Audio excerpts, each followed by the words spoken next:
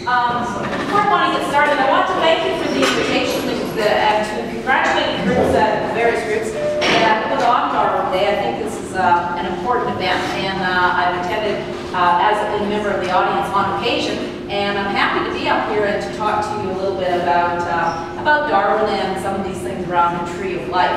And I just want to say before I start off, I'm a student of the discipline I'm about to start to talk about. So I don't actually do research in this area and generate new knowledge. So I'm a student, and hopefully just like the rest of you out here, and so I'm just warning you because you may get to questions that I can't answer, right? So if there are molecular geneticists out there who know this field, you might have a chuckle at some of the things I'm going to say. I don't think so, but there's always that possibility. I am dealing with skeptics, right? So anyhow.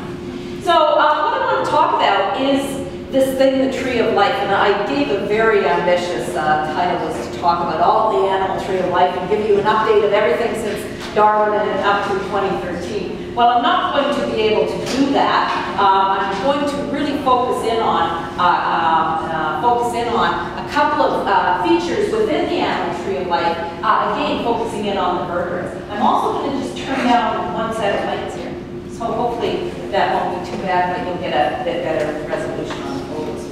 Okay, so when we talk about the tree of life, Darwin actually published the first graphical depiction of the tree of life. He did this in the 1859 origin of species, and this is the page showing Darwin's published thinking about the tree of life. And what Darwin did, I mean, this is the chicken scratches all over, and I'll just blow this up a little bit here so we're looking in a bit more of a detail. But what Darwin was trying to do was trying to graphically represent this idea of descent with modification from a common ancestor.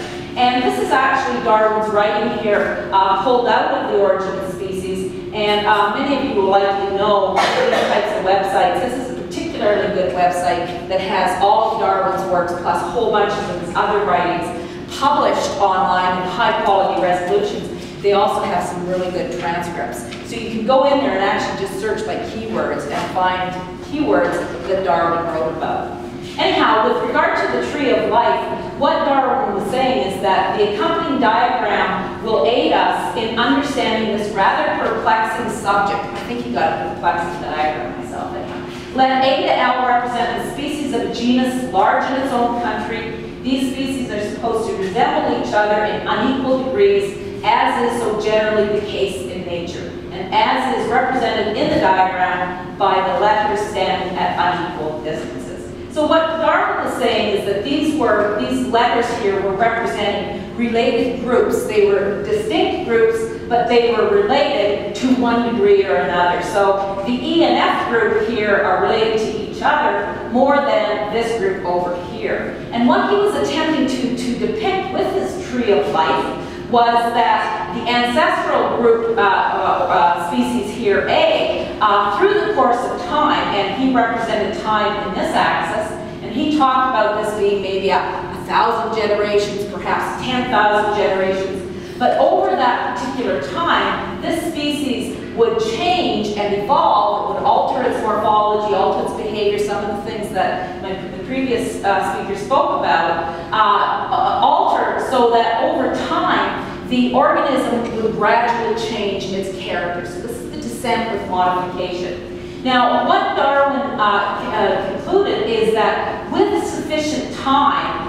these groups that started off here from a common ancestor would eventually accumulate enough characteristics, enough differences in their characters to be identified as separate species. So in this particular part of the tree, started out with the common ancestor A, but up here, after 1,000 generations, ended up as two distinct species, A1 and M1. Now, the other thing that is built into this diagram that's quite insightful for Darwin is he recognized that not all species existed for all periods of time. So he understood that part of his theory of evolution had to encompass the idea of extinction.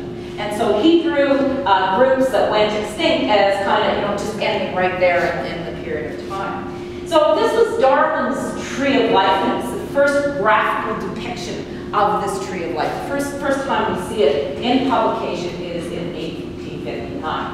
Now, there's all kinds of problems with Darwin's tree of life. He actually has what in cladistics terminology would be polyphyletic groups that you can't have, etc. But forget that. We're viewing this tree from the eyes of 2013. It was actually quite remarkable what he managed to put down on paper.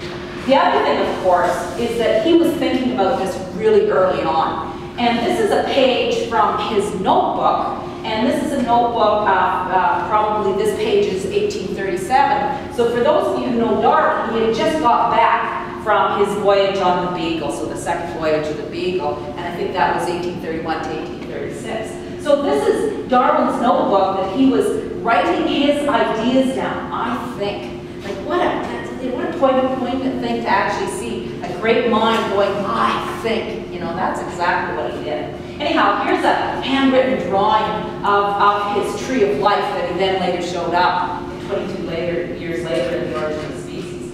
And he's writing here, this is his actual sort of jot notes that he's putting down as to what he's thinking is going on. The important thing being is he's talking about extinction, he's talking about this idea that species grow apart through the process of natural selection, evolution, and they accumulate characters over time. So he had the two things about evolution that are really critical, and that's time and death. Those are the two things that Carl Sagan says explains evolution, time and death. Anyhow, so Darwin's thinking about the tree of life. This, by today's standards, not all that sophisticated, but the first type of depictions, trying to show the genealogy, really, of species.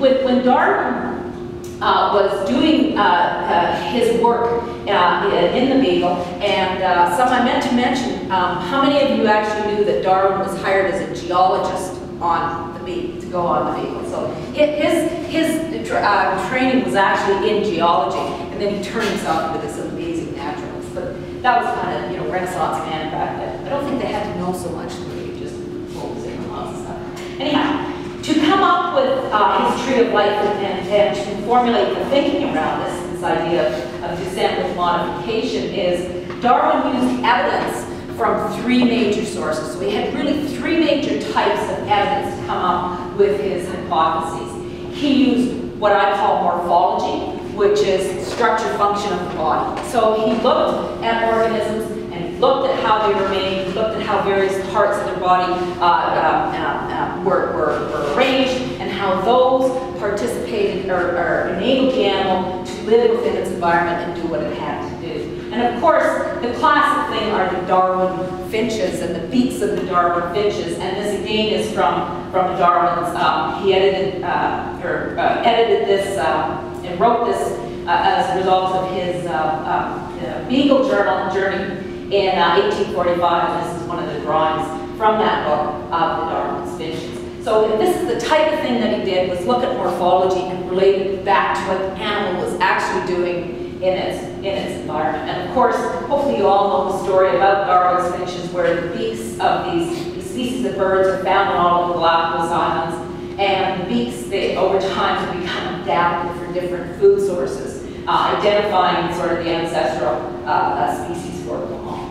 So he used morphology. Here's another little example. This will come back because we're going to end up talking about the nose later on. He wrote in page 416, he wrote, for instance, whether or not there is an open passage from the nostrils to the mouth, the only character, according to Owen, who was Richard one, which absolutely distinguishes fishes from reptiles. Like, what a statement to make, that the only thing that can distinguish a fish from a reptile is this open passage from the nostrils to the mouth. Anyhow, the point being is Darwin had a keen sense of observation, and he looked at structures and he looked at body structure and related that back to the tree of life. So he used morphology, he used fossils and geology. As I said, he was a geologist. This is a date from 1840, and this is he edited this book, and it was actually written by Richard Owen, who's one of the great anatomists of the time. And this is a sketch of one of the fossils that Darwin collected on the voyage of the Beagle. And the neat thing is if you go on to the British Museum of Natural History website, and I was just kind of playing around with it and seeing what was on their site, and lo and behold, they actually you can pop up the original fossils that were used to base these drawings on. So this is the fossil jaw that Owen based this drawing on, and he actually named this species Mylodon darwinii to recognize that Darwin had discovered this new species. And the story goes that Darwin walked off a beagle and literally stumbled over these fossils laying on the beach of Argentina. So anyhow, British Museum of Natural History, you can find all of Darwin's fossils, and many of his other specimens actually ascension into that museum. So again, he studied structure, he looked at fossils, he recognized that fossils were extinct organisms and that you could trace relationships through fossils. Louis Agassiz was the big geologist of the era going around. The interesting thing about Louis Agassiz is that he's the big sediment guy, right? And he said older rocks or younger rocks are on the top and older ones are on the bottom type thing. He did not believe in evolution. So he and Darwin were at odds the whole time because Darwin relied a lot upon the work that Agassiz did, and of course recognized fossils as being an important component within his story of evolution, theory of evolution. But Louis Agassiz was a creationist and just stuck with that to the day he died. So it's interesting, two giants in the field. Anyhow, fossils were important for Darwin. He also used embryology. And embryology is, of course, the development of organisms from the fertilized egg through to the adult and all those processes that happens. The field of embryology, it was a hot field back then because one of the few tools that biologists had was a microscope. So you could see these developing embryos, you could make histological slides, and so embryology was a real big field back at the time that Darwin was thinking and writing about evolution. And this is a plate from his The Descent of Man in 1871. And the point that Darwin is making in this particular chapter is that when you look at embryos at certain stages, embryos of related species look an awful lot alike. And this is a human embryo, actually drawn from a sketch by another worker, and this is an embryo of a dog. And Darwin recognized that there were common features at these embryonic stages. So here is the characteristic of vertebrates, which is a post-anal tail and a dog. He recognized that at this stage of the human embryo, there was also that vestigial remnant of a post-anal tail. So he used these types of arguments then in this writing, in The Descent of Man, to make those arguments that humans were descended from other animals. And of course, this is the great controversy that raged at the time. Okay, so Darwin used evidence and he published his first Tree of Life. That was 1859 that was actually published. That Tree of Life influenced pretty much every other biologist that came on after Darwin, of course.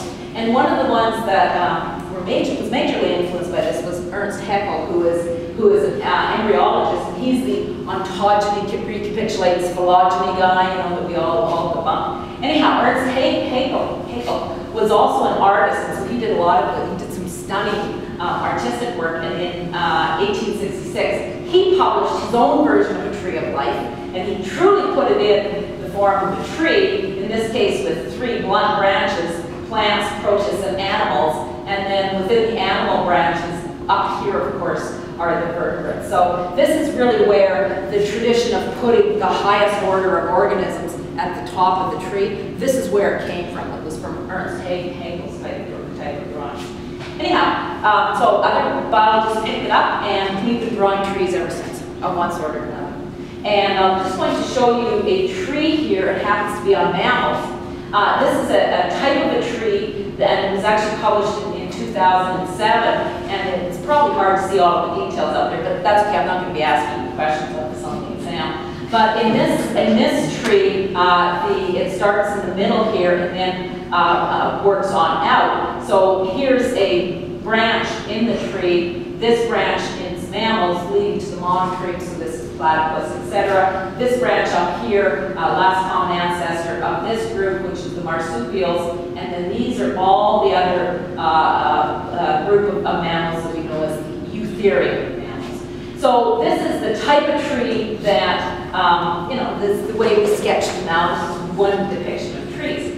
The other thing about trees is, just like Frank did, is that with trees you can also put some sort of a time scale on the trees. And in this case, here's the time scale written along here. So from 0 down to, I think it's 106 million years ago. And what this particular tree attempts to do is to show when in history, when in geologic time, the various branches of these mammals have diverged. And if you will just note here, this divergence of the two basic groups here, the monotremes, and then this group here, Therians, all the other mammals, that occurred, according to these workers, a long, long time ago, over 100 and some odd million years ago. The other thing I just want to point out is that they've represented the KT boundary, that we saw some really nice diagrams of what that looks like. And so this is, the comet blasted down in Mexico and wiped out the dinosaurs, and the mammals supposedly took over. Well, in 2007, this, according to this work, the lineages for mammals preceded, they were older than the KT boundary. So much of the branching that takes place to establish the modern group of mammals is actually older than the KT boundary. So this is published in 2007, and since that time, and so the story about the asteroid or the comet hitting and wiping out the dinosaurs and then mammals coming out of their little burrows and taking over the world, this paper said we refute that the lineages of mammals are much older than the KT boundary. Well, there's certainly 3 lineages that are older than that, but the fact that they are showing that the lineages of all the modern groups of mammals were that old, that was new stuff for 2007. Anyway, and I'll come back to that in a minute. So this is the type of thing we get when we're drawing trees. We're actually showing evolutionary relationships between organisms, between species, between genera, between other higher order taxa. Okay, now the establishing the tree of life. So back in Darwin's day, understanding relationships between groups of organisms, that was a big deal, right? There's lots of people spend lots of time on it. It kind of fell out of favor for probably since the 1920s kind of on up, probably around to about the 1980s or so. And it kind of fell out of favor because people had done all the embryology they could do, they'd done all of the morphology they could do. It was getting harder and harder to find new fossils. I mean, China had to open now to get to the fossil diggers. So it really reached understanding evolutionary relationships amongst groups of organisms reached a plateau just because it kind of maxed out the technology that was possible. But more recently, establishing the tree of life, looking at these evolutionary relationships between groups of organisms has become much more important and much more active in terms of research. And the modern trees such as this are still based on evidence from morphology, fossils, and embryology, although these days we call it evo-devo. We have to have a hip-hop name for evolutionary development. But in addition to these sort of 3 classical ways of looking at relationships between groups of organisms, how related are the monotremes to the marsupials? Let's look at what goes on with the rodents, the primates, and the rabbits. Why are they all kind of here in the red? That type of thing has been radiated by a couple of things. One is number crunching, just flat out computing power and new statistical methods. So a lot of the modern phylogenetic work is actually about using statistics to calculate probabilities of relationships, okay? And this takes a huge amount of computing computing power, some modern statistics. Part of the reason we need so much computing power is because now we're actually looking at the relationships of organisms using whole genomes.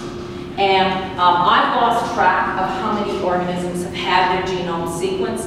The National Science Foundation in the US in the early aughts set aside hundreds of millions of dollars with the goal to assemble the tree of life. They called it Assembling the Tree of Life. And their goal was and is to sequence the genome of 5,000 animals. And that's you get the whole genome, right? So not just the human genome, but all these other animals. So now we're actually looking at the entire genetic makeup of organisms and using that genetic relationships to help refine the tree of life. And this is what this tree of life did by this group of workers out of Germany. It used DNA structure, not so much genomes, but DNA structure, and some fancy statistics and computers to use molecular clocks, the molecular DNA, to come up with the timing and the relationships. And that was why this clock sort or this diagram showed the origin of mammals so early on, or so long ago, I guess. So this is a study that was using DNA structure. So these days, assembling the tree of life, we use all of these things in combination. And I've got a couple of my students here from a class I teach in this field in biology, and you know how big the field is, right? Because in order to understand this, you need to know morphology, fossils, embryology. Now you need to know just a bit about this, at least. You need to know a whole lot about genes and gene networks. So it's got to be quite an interesting field and study from it.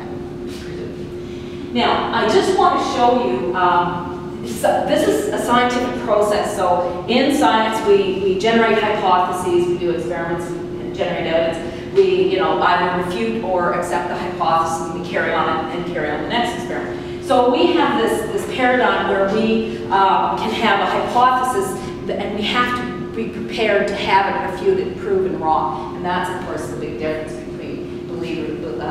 creationists and, of course, science, is that we can accept a refuted hypothesis. Well, I was going to actually write about the little mammal story, because the little mammal story has a lot of fun in it. It has continental drift, and it has whole renamings and regroupings of things. It's actually a fabulous story that would have followed right nicely on with Frank's. The problem is, I happened to read the journal published February 8th, that's less than a week ago, where they published a new tree of life in mammals. And okay, this is really busy, and there's all kinds of things going on here. But so this is in Science, and it's by a group of researchers, Maureen O'Leary, who's leading a whole team. There's probably 30 people listed in this paper published on Friday. And what this is, it's a tree. So here's geologic time, and we saw all kinds of this when we saw Frank. So starting from recent down here into Jurassic, Triassic. Here's the KT boundary shown in red in this case. So the other thing that accompanies this paper is a new paper that refines that time of that KT boundary to literally 66.038 million years, plus or minus 35,000. They've got some new techniques that are allowing them to refine exactly when that KT boundary is. So this is part of why these two papers came together. Anyhow. So we've got geologic time on here. Here's the KT boundary, Cretaceous-Tertiary boundary. What they've done here is, again, here's monotreme, here's marsupials. Here are all the modern Eutherian-type mammals all grouped together in different groups and given different names. What this particular study did is they used a database, and the database is available publicly on, it's this thing called morphobank.org, and I'll happily give people the site for it. But you can actually go in and see the actual specimens that they used to come up with this tree. So it's quite remarkable to see this all online. But what they use is they use morphological characteristics. And so there's something like a database, I think there's 128 animals in here, different species, with something like 4,500 different characters that they scored for each one of those, or something like that. So they use morphology. Included in that would be some embryology.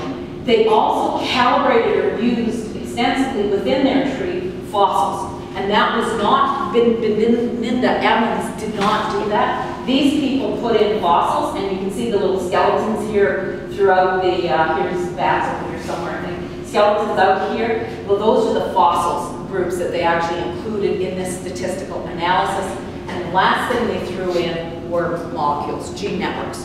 So they actually put in DNA structure. So they generated this huge database for this very careful analysis of the mammal tree of life.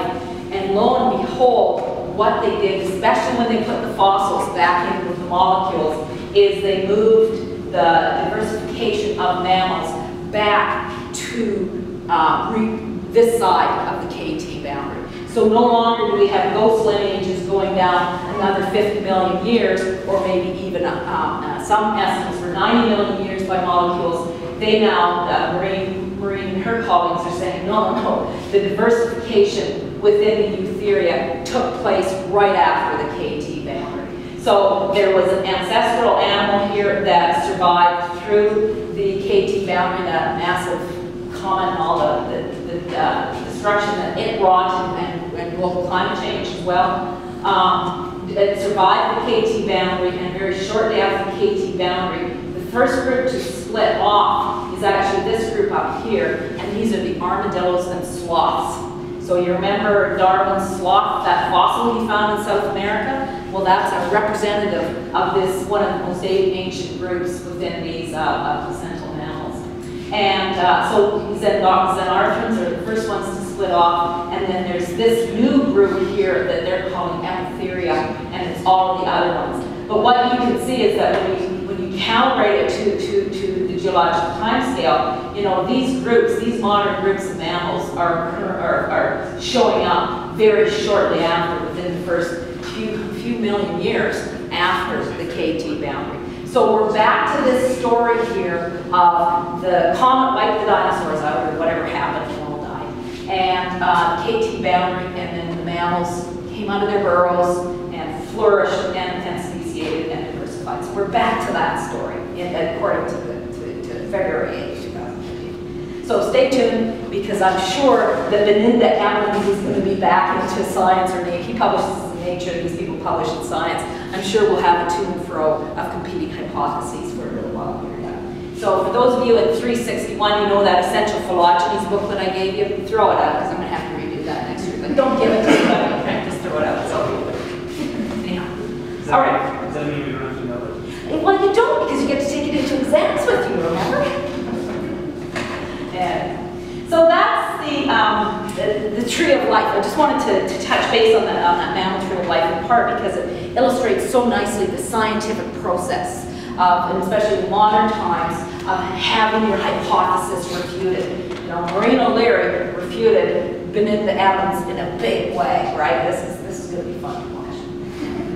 And so the other thing that I wanted to talk about was just to talk briefly, if I can, about how some of these modern tools, especially genetics, are providing some new insights into transitions in animal body form. And I want to just deal with this one, which is the, and again, there's some scary subject material here, you may want to close your eyes, and deal with the acquisition of a jaw, because jaws are a big deal within vertebrate evolution. And this is a rock python here that has managed to articulate its jaws and use its jaws to catch its prey, which is a little Thompson's gazelle, and it's busy eating it head first. And you know, it managed to eat, according to the story that goes with this, it managed to eat it and get it swallowed, but then there were so many photographers around photographing it that it regurgitated it back up. So we don't have those photographs. So here's rock python busy barely eating away. So jaws are a big deal because they're about feeding, right? Okay, so the vertebrate tree of life, which we call vertebrata, has two main branches if you look at it. We have this branch here that we call the agnatha, which means without jaws. Okay, and so these are things like these wonderful creatures, sea lamprey. You know, these are the things that glom on and chew holes in you and eat, you know, but these things do not have jaws. At least jaws that we recognize as being articulating with teeth. Okay, they don't have that. These teeth are certainly efficient, but they're keratinized structures, so they're just hard, cornified structures and not actually composed of bone. The other major branch in here are the things we call anaphostomes, which literally means jawed mouth. And of course, here's a basket shark that's at a filter feeder, so it's got its mouth wide open, filter to feed in, pulling feed into its mouth area or pharynx. But it has these skeletal elements that support its jaws. In this case, it happens to be cartilage, but it also has these articulations, and you can just see these articulations right here, joints, and that actually allows the jaw to open and close. So cyclostomes, agnathans like this lamprey aren't able to do that. They kind of have this round mouth with some skeletal structures in it, but they aren't actually able to open and close and to grasp. So what they are able to do is kind of have like a little suction type and sort of glom on, and then use those keratinized teeth to rip off flesh. They're just such lovely creatures. So we've got agnathans. So two of the major groups within the vertebrates are defined based on having jaws or not having jaws. The other thing, though, is that there's some other structures within these animals that we need to just briefly mention.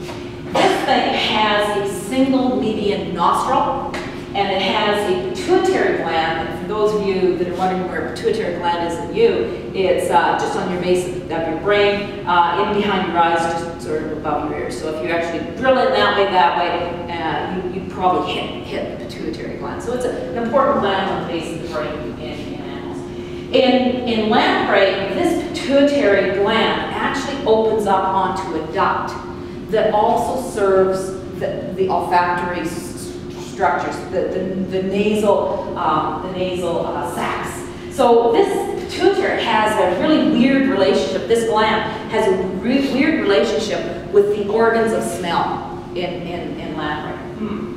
Over here in the anaphostomes, including these ones, they have two nostrils, so we're all familiar with two nostrils, right? The pituitary is separate from the nose and from the nostrils. And in embryos, the pituitary actually opens into the mouth. So rather than opening into the nostril, or being connected with the nostril, it actually opens into the mouth. So this whole thing of nostrils and pituitary relationships have changed completely in the agnathans and anaphostomes. And the story I'm going to tell you is that getting a jaw is not about the bones of the jaw, even though that tends to be what fossilized. It's not about the bones of the jaw, it's actually about changing the nose and the pituitary gland. So there's more to the story about getting a jaw than just getting bones to support a jaw. Okay, not everybody knows about lamprey, and they're a cool structure. Let's just look at them. And the students are wonderful. They have cameras these days. They take photographs in labs, and then they put them on the internet, and I can go and find these student photographs. This is actually, I presume this is in a zoology class, where the top head of a lamprey has been photographed and put online. And so this is the top of the head, so the mouth would be out here underneath. This is actually probably the eye. Here is that single median nostril. So it's definitely, I mean, there's no doubt single median nostril, we can all see that.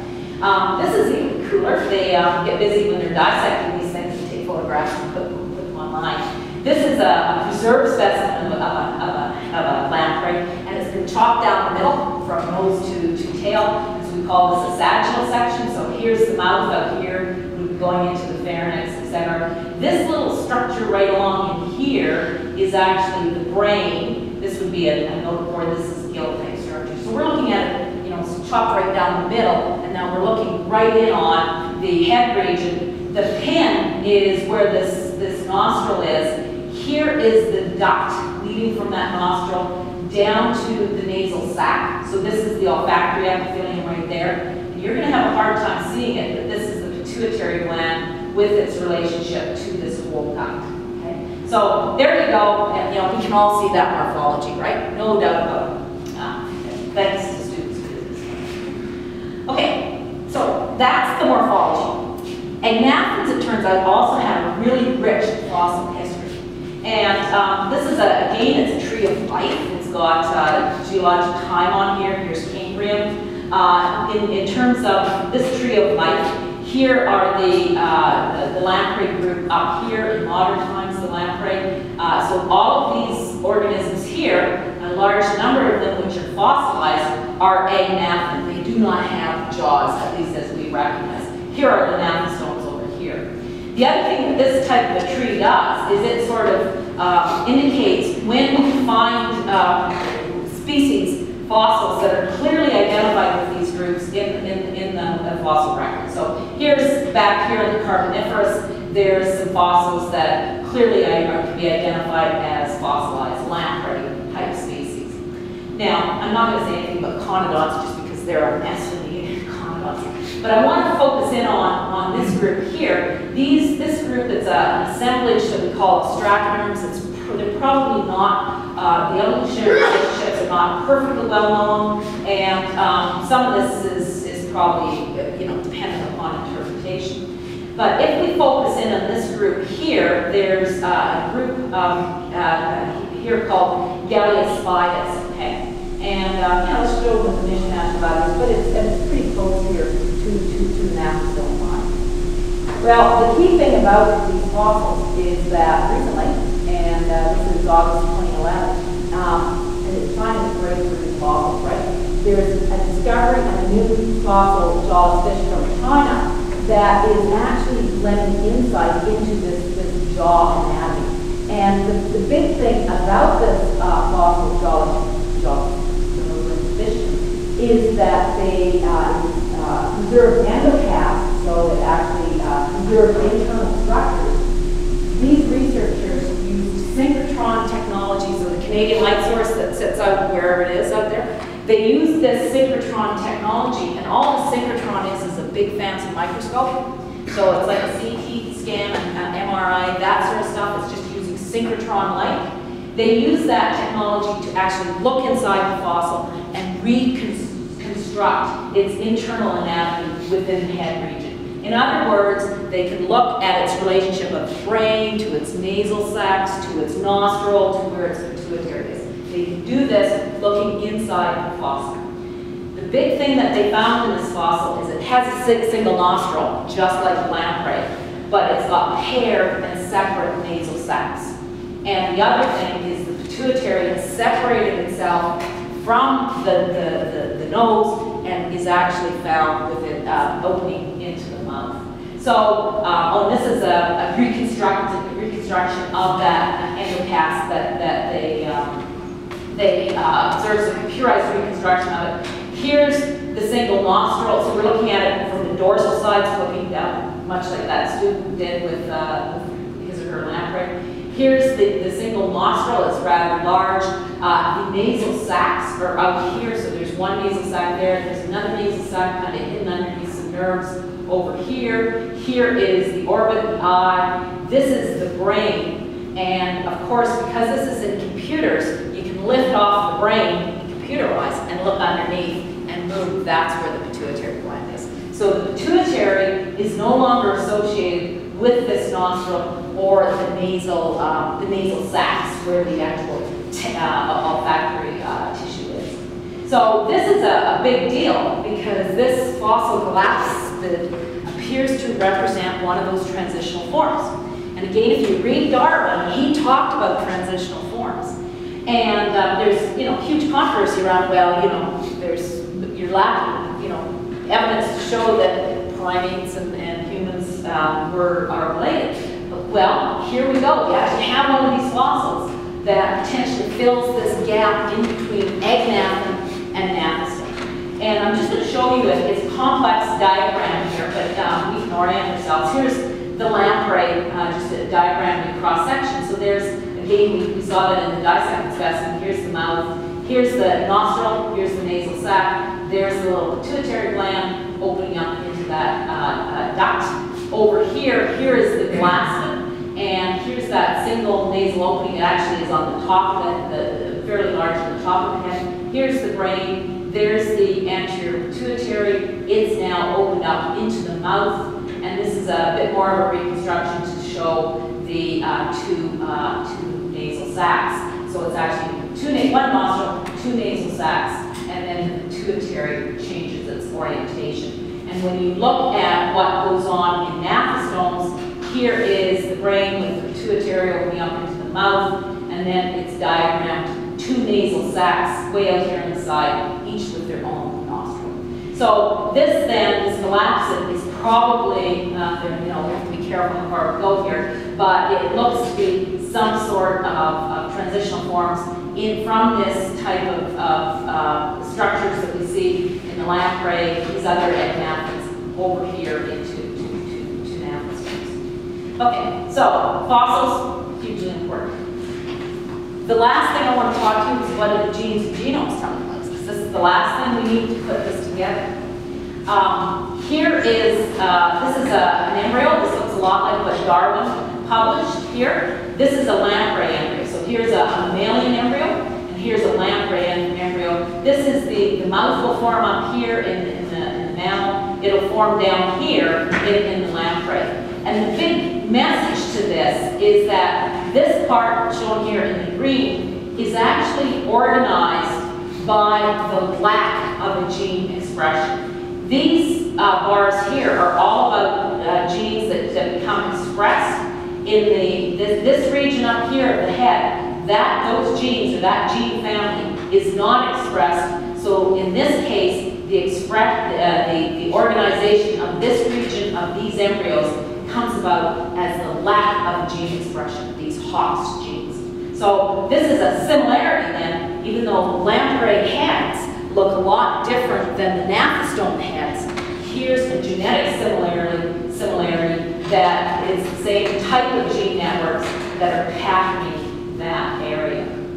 The last thing, I shouldn't say the last thing, I have more things to say, but anyhow, the other thing is here's a lamprey larvae. It's a little bit earlier stage, and what it's showing is again that region here. This is where in the blue the mouth will form, and these represent the different types of genes that are expressed in those regions. Okay, so you get these genes here, the homomorphogenic protein genes, expressed really in the lower lip and upper lip region, with this gene being expressed in the middle. And then you have these little clouds of genes being expressed out here. These are the MXSA genes, and then you have whole bunches of genes being expressed elsewhere in that part of the embryo. Okay, so they've worked out the gene networks that are patterning all of the structures right around the mouth of the lamprey. The message is that when it comes to gnathostomes, here's where the mouth is going to form. This is the same type of genes here in the blue that are patterned in that area. You have similar types of genes, the MXS-X1 genes that are patterned in the upper and lower lip regions. Same thing out here on the skin. The biggest difference between what goes on in lamprey without its gnashing jaws is the expression right here, which is a gene to pattern the jaw joint. And so jaws seem to be about getting genes to pattern that articulating joint.